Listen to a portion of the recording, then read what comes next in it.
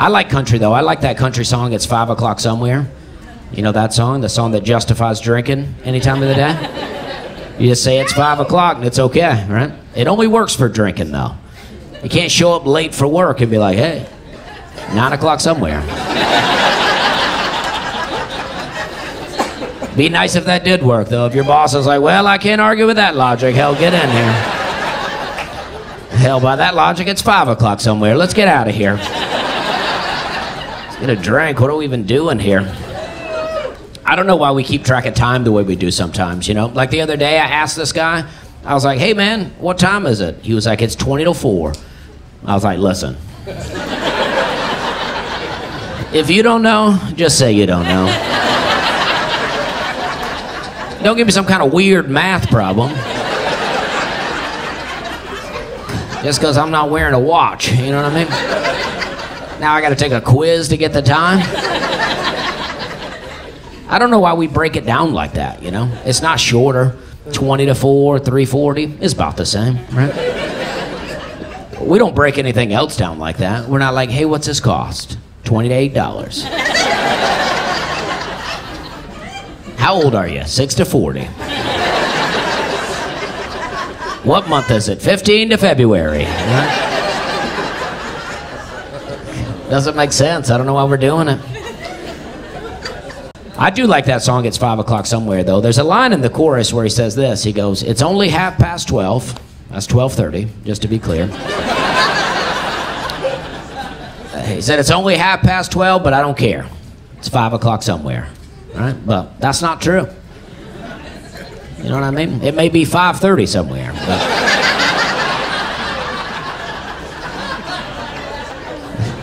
we don't lose a half hour just because you change time zones. That's not how that works, Alan Jackson. That's a good song. I don't know how many people are familiar with that song. I mean, it's a good song. At least you've all heard it once. I mean, it's a classic. Easily top 5 country songs of Alan Jackson and Jimmy Buffett combined. Easily. Easily. But if you listen to the song, you know, if you listen to it, you know, one time you think, hey, this is a hardworking guy. You know, he works outside, gets paid hourly, boss is pretty rough on him. When he gets off work, he just wants a drink, right? That's relatable. But if you listen to it several times, like I have, start to realize this guy's an alcoholic. He's creating a lot of his own problems. His boss seems like a pretty cool guy. And honestly, he's got a lot of flexibility at his job. The guy seems to come and go as he pleases, you know? Like the song starts off, he's like, the sun is hot and that old clock is moving slow. So am I, right? So right away, hungover at work.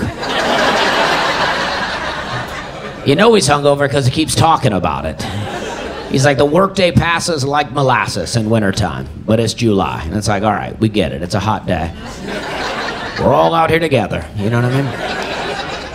Says, I'm getting paid by the hour, older by the minute, right? So we know he's hourly, we know he's older, we know he complains about everything. He says, my boss just pushed me over the limit. I'm like, wow, isn't that something? The guy that comes in hungover has a limit. He says, I'd like to call him something, but I think I'll just call it a day, right? So it's like, oh, call it a day, huh? You just get to leave work whenever you want then. That must be nice. I think we'd all like that kind of flexibility at our jobs. Stroll in hungover, boss upsets you, just take off. Right? And he leaves. He goes to a bar. He doesn't have a beer. He has a hurricane, he says. Tall, strong, right? And then we go to the second verse. And yeah, I'll do the whole song. And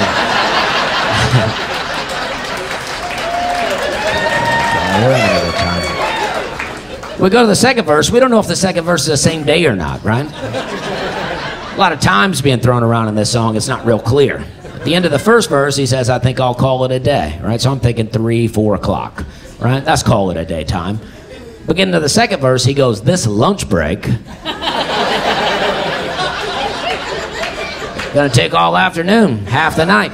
So either this guy called it a day at lunch, or he's doing this sort of thing all the time. Then he says, I haven't had a day off now in over a year. It's like, well, maybe you didn't leave every day at lunch. We might not need you on the weekends. Sounds like your boss just trying to help you get your hours in. Hell, he knows you got a drinking problem. Probably trying to put a little money in your wallet. Seems like a cool guy to me, right? Then I think he moves on to drugs right there in the bar. He goes, my Jamaican vacation's gonna start right here. That sounds like a weed reference to me. Sounds like an old guy weed reference. From about to go out in the parking lot and smoke weed, who's coming with me? Right? Then he says, if the phone's for me, you can tell him I just sailed away. It's like, well, you're in a bar right now. The phone's for you, it's probably your boss. Probably looking for you, trying to get you to come back to work. That's what you want me to tell him? You just sailed away? That's the best you got? You don't want me to be like, I don't know? Haven't seen him?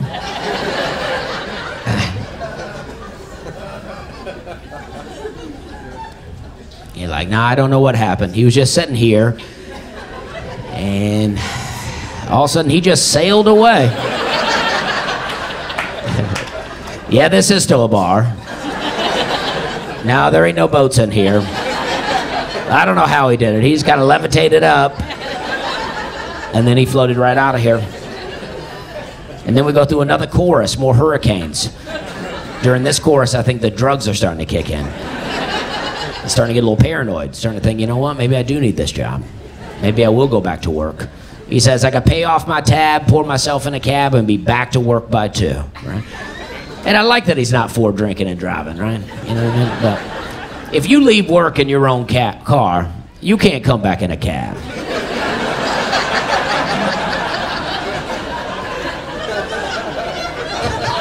You know what I mean? You don't take a 2-hour lunch break, smoke a joint, have a couple of hurricanes. You're like, you know what? Maybe I will go back to work. Honestly, I'm starting to feel a lot better. My attitude's really improved. Sure, it's not safe to be on the road, but if you get me there, I'll get the job done. But I think he's done some harder drugs, some drugs he doesn't tell us about. Because the song takes a little turn right here. It's a little weird, right? He goes, at a moment like this, I can't help but wonder, what would Jimmy Buffett do? And not a weird question, I guess, but weird that Jimmy Buffett answers him. Has Jimmy Buffett been there the whole time?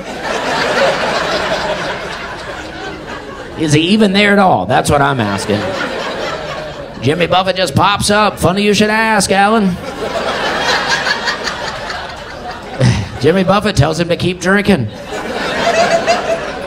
He said, who needs a job, man? Keep drinking. But that's really what the kind of advice you want from Jimmy Buffett, you know? You got a real drinking problem. If Jimmy Buffett pops up and goes, you know what? You should probably shut it down.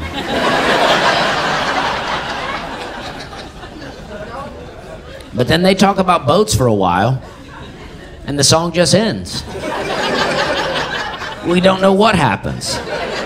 We don't know if the guy's okay. We don't know if he made it back to work. We don't know if Jimmy Buffett's real. Just got to imagine the two of them hanging out. Maybe they floated off to Margaritaville, or maybe way down yonder, Chattahoochee, where it gets hotter than a hoochie coochie. That's right. Whatever that means. You know what I mean? I've been singing that song since I was a little kid. It gets hotter than a hoochie coochie. Right? It's fun because it rhymes. But as an adult, pretty sure I know what a hoochie is. Pretty sure I know what a coochie is. You know what I mean? Is that what he's talking about? Alan Jackson slipping us a little wisdom. You know what I mean? Be careful, buddy. It gets hot down there. Okay, we're having a good time. That's a fun one. Thank you. Thank you.